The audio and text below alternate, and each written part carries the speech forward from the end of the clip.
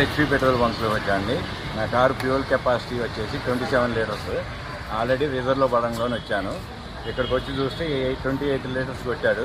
అదేంటంటే డౌట్ వచ్చి ఆపి మళ్ళీ ఆటో స్టాపర్ కొట్టమని చెప్తే మళ్ళీ 1 లీటర్ 23 పాయింట్లు పట్టింది. మొత్తం ఈ లెక్కన 29 లీటర్లు 23 పాయింట్లు పట్టింది. ఆల్రెడీ నా దాంట్లో 2-3 లీటర్లు ఉన్నా కానీ 32 లీటర్లు దాటింది. కానీ ఇది కెపాసిటీ 27 లీటర్స్.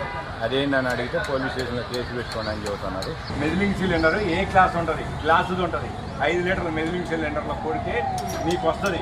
అది కాకుండా నువ్వు ఏదో ఒక పెద్ద 5 లీటర్ల జగ్గు తెచ్చి చేస్తా అంటే కుదరదు. నువ్వు చెక్ చేసి నువ్వు అది తెచ్చి చెక్ చేసి నాకు చూపి నేను పోతా. ఎందుకంటే నువ్వు కొట్టిన పెట్రోల్ నువ్వే కదా కొట్టింది, నేనే కొట్టించుకుని. మరి నాకు తెలుసుగా నా బండి. మీ సార్ ఏమంటాడు 10 లీటర్లు ఎక్స్ట్రా అయితే పట్టింది ఈ ట్యాంకులో.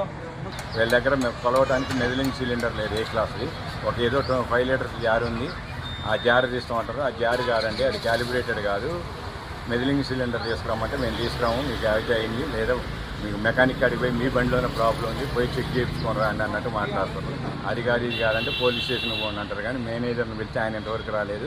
ఎండిఎం మా బంకులో ఏం జరగలేదు, మీరే అబద్ధం ఆడుతారు, మీకు నచ్చిన కింద చేసుకోపోండి అని ఆయన చెప్పి ఫోన్ పెట్టేసింది. ఇది జరిగిందండి. ఈ బంక్ వచ్చేసి HP petrol bunk height Nagar Raghavendra hotel దగ్గర ఉంటుంది.